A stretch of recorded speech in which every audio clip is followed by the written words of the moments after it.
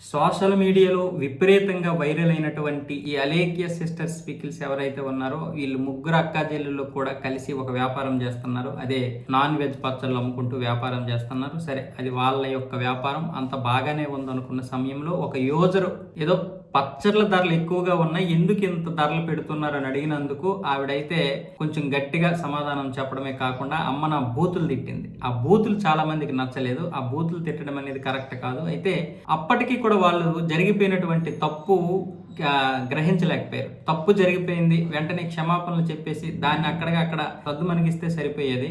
ఎవడేం పీకుతాడులే, ఎవడేం చేస్తాడులే అన్న విధంగా ఇంతవరకు వెయిట్ చేశారు. చివరికి సోషల్ మీడియాలో అది వైరల్ అయిపోయింది. దాంతోపాటు యూట్యూబ్లో ఉన్నటువంటి వారు, అలాగే ఇన్స్టాలో, ఫేస్బుక్లో చాలామంది ఆ యొక్క వీడియోని విపరీతంగా వైరల్ చేయడంతో ఇప్పుడు వాళ్ళకి చాలా నష్టం వచ్చింది వ్యాపారంలో. దాంతో ఇప్పుడు ఆ ముగ్గురు అక్కా చెల్లెల్లో ఒకరైన సుమా కంచర్లు అయితే బయటకు వచ్చి జరిగింది తప్పే, మా చెల్లి ఇలా మాట్లాడడం తప్పు, మాట్లాడింది కూడా మా చెల్లి, కాకపోతే వేరే వాళ్ళకి పెట్టాల్సినటువంటిది మీకు పెట్టేశాము ఆ ఆడియో, వేరే వాళ్ళు మమ్మల్ని తిడుతూ అలా కామెంట్లు చేశారు, మేము కూడా ఆ విధంగానే రెస్పాండ్ అయ్యాము, అంతేగాని ధరలు ఎందుకు ఇంత పెంచారు అన్నంత మాత్రాన్ని మేము బూతులు ఏమి తిట్టము అంటూ ఆవిడైతే చెప్పడం జరిగింది, వివరణ ఇచ్చింది.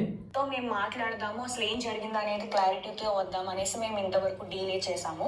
ఈలోపు వాట్సాప్ ఓపెన్ చేస్తుంటే చాలా మంది బ్యాడ్ మెసేజెస్ ఇంకా కాల్స్ కంటిన్యూస్ గా చేయడంతో 35,000 మందికి పైగానే వాట్సాప్ రిపోర్ట్ కొట్టారు.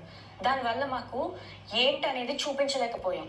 వాట్సాప్ అనేది అండర్ రివ్యూలో పెట్టాము. 24 to 48 hours అయితే మాకు టైం తీసుకుంది. ఇంకా దాంతో కూడా పని అవ్వదు అని మాకు అర్థం అయిపోయేసరికి ఇంకా ఆ పర్సన్కి ఎవరైతే ఉన్నారో బ్యాడ్ మెసేజ్ వెళ్ళిన పర్సన్, ఆయన మేము అప్రోచ్ అయ్యి ఆయనకి మేము సారీ కూడా చెప్పాము. నేను మీకు ఇప్పుడే వినిపిస్తాను. అండి, నేను అలికే చిట్టిని మాట్లాడుతున్నాను. మాకు వచ్చే మెసేజ్లో అందరూ జెన్యున్ గా ఉండరు. పచ్చి బూతులు తిట్టి మాట్లాడి ఇబ్బంది పెట్టే వాళ్ళు చాలా మంది మెసేజ్ చేస్తారు మాకు రోజు. ఈ చాట్ కంటే ముందు ఇద్దరు నాకు అబ్యూజివ్ గా మెసేజ్లు పెట్టి బై మిస్టేక్ గా అది మేము కిందకి స్క్రోల్ చేయడం, అది మీ చాట్ కి ప్రెస్ అయిపోయి వాళ్ళకి తిట్టాల్సిన మెసేజ్ మీకు వచ్చేసింది.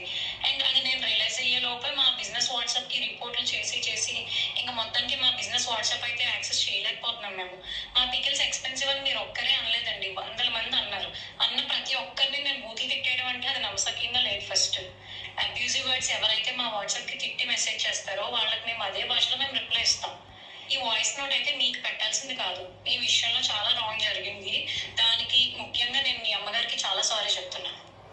ఈ ఆడియో ఏదైతే విన్నారో అయితే ఆవిడైతే క్లారిటీ ఇచ్చింది, ఇది ఇక్కడతో ఆపేస్తే బెటర్. కాకపోతే ఆవిడ చెప్పిన దాంట్లో నిజముందా లేదనేది మనకి నమ్మశక్యంగా లేదు. ఎందుకంటే ఆ రోజు ఆడియో రాంగ్ గా పెట్టేసానన్న రోజే ఆవిడ వెంటనే అతనికి ఫోన్ చేసో లేకపోతే అదే వాట్సాప్ లో అరే వేరే వాళ్ళకి వెళ్ళాల్సింది మీకు వచ్చేసింది సార్ సారీ అని చెప్పిస్తే అయిపోయేది. దాన్ని వాళ్ళు ఇతను సోషల్ మీడియాలో పెట్టి వైరల్ చేసినంత వరకు వెయిట్ చేయడం, ఆ బొక్క ఎవడేం చేసుకుంటాడులే తొక్కలే అని కొంచెం నిర్లక్ష్యం చేయడంతో ఈ రోజు ఇంతవరకు వచ్చేసింది అనమాట.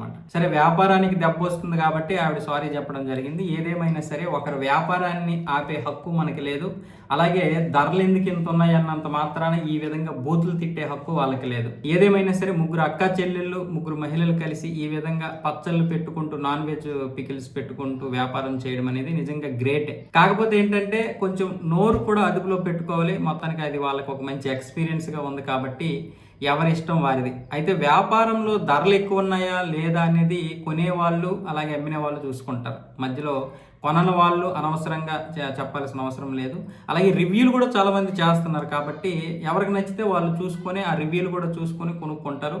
కొనుక్కున్న ఇష్టం అది. డబ్బులు ఎక్కువైనా సరే రుచి ఎక్కువ ఉంటే బాగుంటే కొనేవాళ్ళు కొనుక్కుంటారు. దానికి మనం ఆపే హక్కు మనకి లేదు.